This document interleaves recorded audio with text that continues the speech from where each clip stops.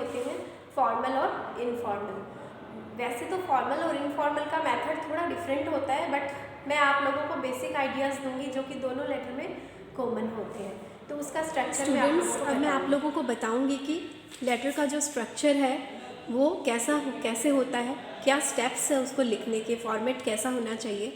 तो each type of letter has its own particular form, यानी कि जितने भी लेटर हैं उनका अपना एक पार्टिकुलर फॉर्म होता है, एक वे होता है, एक तरीका होता है। ये डिपेंड करता है कि लेटर किस टाइप का है, फॉर्मल है या इनफॉर्मल है।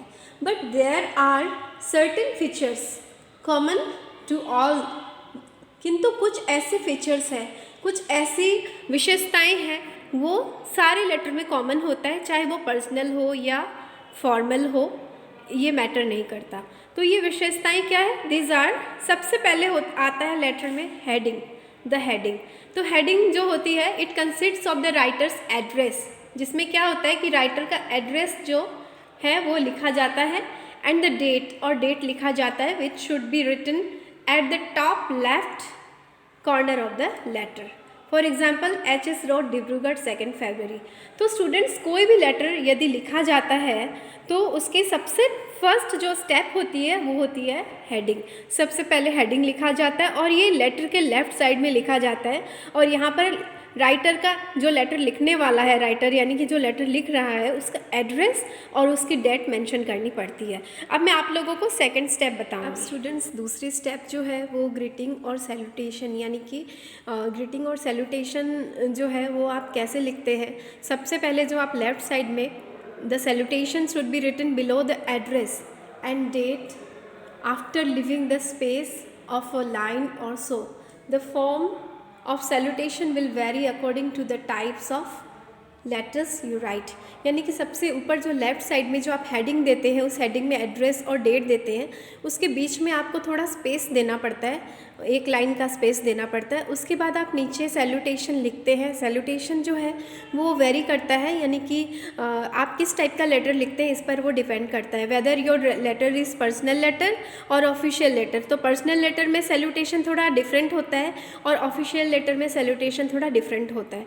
तो पर्सनल लेटर में आप कैसे सैल्यूटेशन देते हैं, जैसे माय डियर फादर, यदि आप अपनी फैमिली के लिए लिख रहे हैं लेटर तो my dear father, my dear sister, my dear mother, my dear uncle, my dear aunty, आप ऐसे लिख सकते हैं। और उसके बाद यदि आप ऑफिशियल लेटर लिख रहे हैं, आपका जो लेटर है वो पर्सनल नहीं है, किसी ऑफिशियल पर्पज़ के लिए है, तो वो तो ब्रीफली लिखा जाता है ना, तो उसमें आप लिखेंगे dear sir, dear sirs, dear madam, dear madams. वहाँ पर कोई भी पर्सनल वर्ड्स मेंशन नहीं होते। उसके बाद आया the body of the letter.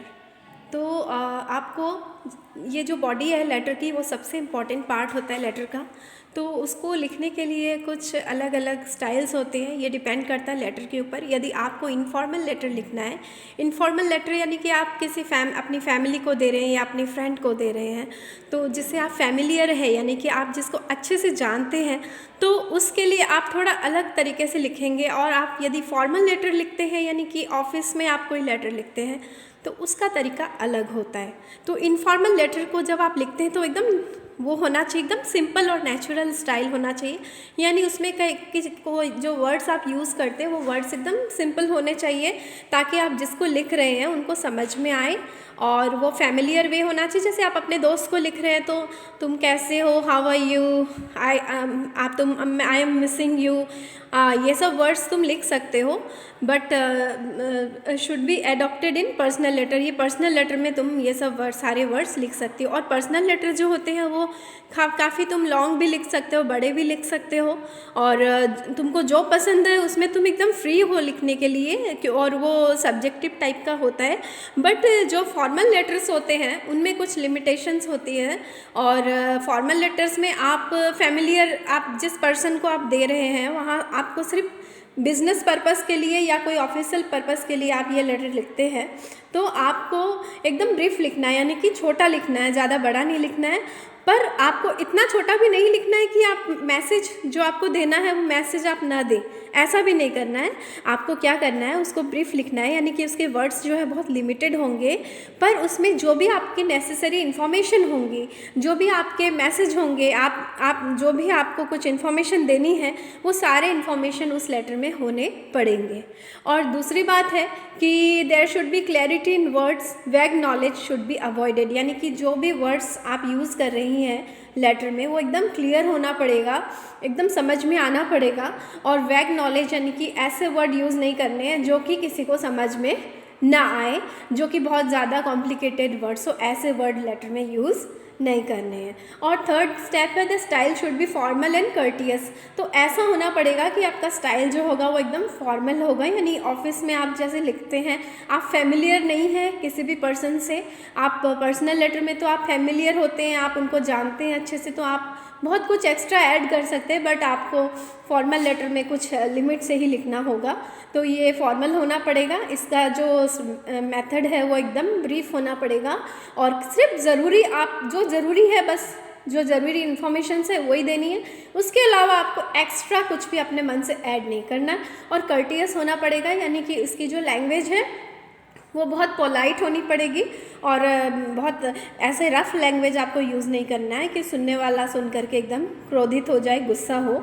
और फोर्थ स्टेप है if anything is enclosed with the letter you should be mention, यानी कि आप यदि लेटर के साथ कोई भी डॉक्यूमेंट दे रही हैं, एनक्लोज़र दे रही हैं, तो आपको बॉडी में मेंशन करना पड़ेगा। फॉर एग्जांपल एनक्लोज़र्स आप लिखेंगे, फिर बर्थ सर्टिफिकेट या कुछ भी HSLC पास सर्टिफिकेट, आप माने किसी भी पर्पज़ के लिए आप देंगे तो आप कुछ एनक्लोज़र देंगे ना, तो उसको आपको मेंशन करना पड़ेगा। इसके बाद नेक्स्ट स्टेप है सब्सक्रिप्शन और लीव टेकिंग। तो after the letter is complete you put your signature below it thus your sincerely X and Ghosh. अच्छा, जब लेटर आपका लिखना कंप्लीट हो जाता है तो उसके बाद आप अपना सिग्नेचर लिखते हो उसमें कि जैसे कि योर्स सिंसियरली, योर्स फेथफुली। तो बच्चों, पहले जब ट्रेडिशनल तरीका, पुराना तरीका क्या था कि लोग अपना जो सिग्नेचर है वो राइट साइड में लिखते थे, पर आजकल जब से कंप्यूटर का समय आया है लोग लेफ़्ट साइड में लिखने लग गए। तो यदि आप लेफ़्ट साइड में अपना सिग्नेचर देते हो तो आपको योर्स सिंसियरली के बाद कॉमा लिखने की ज़रूरत नहीं है, पर आप यदि राइट साइड में योर्स सिंसियरली अपना सिग्नेचर देंगे तो आपको सिंसियरली के बाद कॉमा देना पड़ेगा। और योर्स के जो एस है उसके आगे या पीछे किसी भी तरह के एपोस्ट्रोफी का यूज़ नहीं होगा, ये इसका नियम है। और जो फॉर्मल लेटर्स होते हैं उनका सब्सक्रिप्शन अलग होता है और इनफॉर्मल लेटर्स का अलग होता है। फॉर्मल लेटर्स में आप फॉर्मल वर्ड्स यूज़ करते हैं, जैसे कि yours sincerely, yours truly, yours faithfully, ये वर्ड्स यूज़ होते हैं। जबकि इनफॉर्मल लेटर्स में आप लिखते हैं yours friend, your loving son, your loving daughter, your loving mother. आप ये इस तरह के वर्ड आप लिख सकते हो, पर फॉर्मल लेटर्स में बस ये फॉर्मल वर्ड्स ही यूज़ होते हैं। और लास्ट में आता है कि एड्रेस ऑन द एनवलप, जैसे कि एनवलप में आपको एड्रेस किस तरह से देना पड़ता है। सपोज़ आप किसी को लेटर दे रही हैं तो आप जिसको लेटर दे रही हैं उसका एड्रेस आपको राइट साइड में लिखना पड़ेगा, और लेफ़्ट साइड में आपको अपना खुद का एड्रेस लिखना पड़ेगा। आप दे रही हैं तो आपको अपना एड्रेस लेफ़्ट साइड में देना होगा।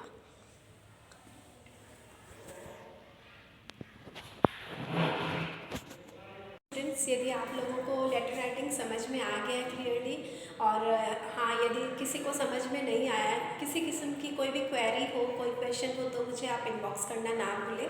और यदि मेरा ये वीडियो आप लोगों को पसंद आया है तो प्लीज़ मेरे चैनल को सब्सक्राइब करना ना भूलें। इसके लिए जो रेड कलर से सब्सक्रिप्शन लिखा हुआ है राइट साइड में, उस बटन को आप लोग प्रेस करिए, और हाँ, नोटिफिकेशन बेल को प्रेस करना ना भूलें, ताकि मेरे जो भी नए वीडियोज़ आएंगे उनकी इन्फॉर्मेशंस आपको मिल जाएंगी। Thank you.